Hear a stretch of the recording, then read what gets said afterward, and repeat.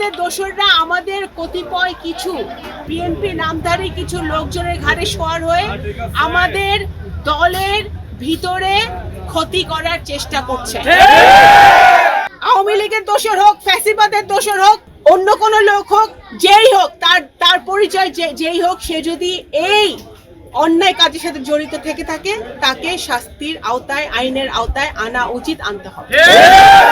কিছুদিন আগে একটি দুর্ঘটনা ঘটেছে, যে দুর্ঘটনাটা ঘটা উচিত ছিল না। আজকে আমরা 14-15 বছর ফ্যাসিবাদের বিরুদ্ধে যুদ্ধ করে এই জায়গায় 2025 সালে এসে পৌঁছেছি বাংলাদেশ।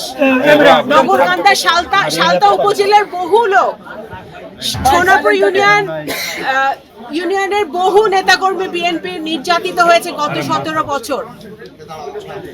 তারা মাথা নত করে নাই, বনে বাজারে থাকছে, গাছের নিচে থাকছে, পানিতে থাকছে, তারপরেও তারা কিন্তু আওয়ামী লীগের বিরুদ্ধে, দুঃশাসনের বিরুদ্ধে সালতা উপজেলার লোকজন কিন্তু আলেম ওলামা সহ সকলে কিন্তু সংগ্রাম করে গেছে।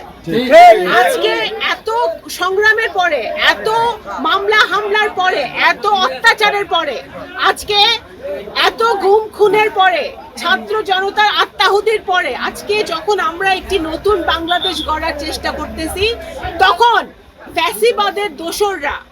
ফ্যাসিবাদের দোসররা আমাদের কতিপয় কিছু অবুঝ, আমি বলবো অবুঝই বলবো, বিএনপি বা বিএনপি নামধারী কিছু লোকজন তাদের ঘাড়ে সওয়ার হয়ে, বিএনপি নামধারী কিছু লোকজনের ঘাড়ে সওয়ার হয়ে আমাদের দলের ভিতরে ক্ষতি করার চেষ্টা করছে।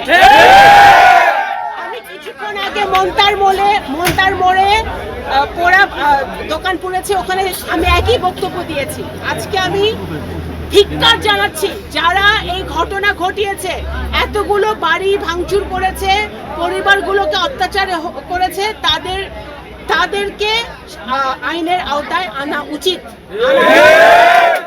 যদি আনা না হয় তাহলে এই ধরনের অন্যায়, অত্যাচার এবং ইল্লিগাল কাজকর্ম চলতে থাকবে, এগুলো চলবে। আমার বাবা কখনো এগুলো সহ্য করে নাই। আমি বেঁচে থাকতে সালতা উপজেলায় এরকম কোনো অন্যায় কাজ, সে যেই হোক, আওয়ামী লীগের দোসর হোক, ফ্যাসিবাদের দোসর হোক, অন্য কোনো লোক হোক, যেই হোক, তার পরিচয় যেই হোক, সে যদি এই অন্যায় কাজের সাথে জড়িত থেকে থাকে তাকে শাস্তির আওতায়, আইনের আওতায় আনা উচিত, আনতে হবে। আমি প্রশাসনকে অনুরোধ করব, একেবারে নিরপেক্ষ ভূমিকা আপনারা পালন করছেন, আমরা জানি, নিরপেক্ষ ভূমিকা পালন করবেন এবং সুষ্ঠু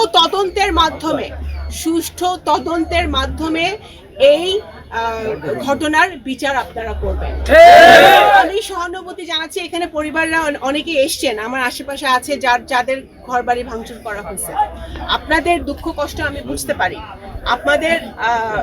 আমরা তিল করে নিজেদের পয়সা খরচ করে নিজেদের অর্জন দিয়ে আপনারা ঘরবাড়ি বানাইছেন, সেই ঘরবাড়ি অন্যায়ভাবে কেউ ভেঙে দিছে, এটা অবশ্যই একটা কষ্টের ব্যাপার।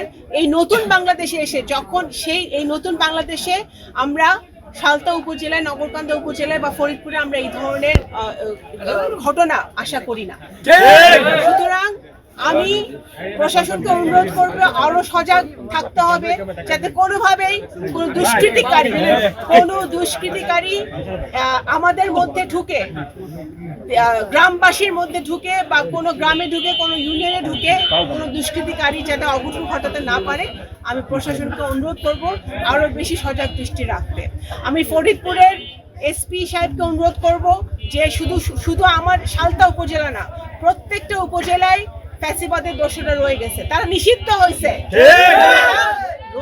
কিন্তু তারা রয়ে গেছে, তারা আমাদের মধ্যে ঢুকে গন্ডগোল করার চেষ্টা করতেছে, আমাদের মধ্যে বিভেদ বাঁধানোর চেষ্টা করতেছে। এখানে যারা মুরব্বিয়ান আছেন তাদের প্রতি আমি অনুরোধ করব, আপনারা সজাগ দৃষ্টি রাখবেন, কারো প্ররোচনায় আসা যাবে না।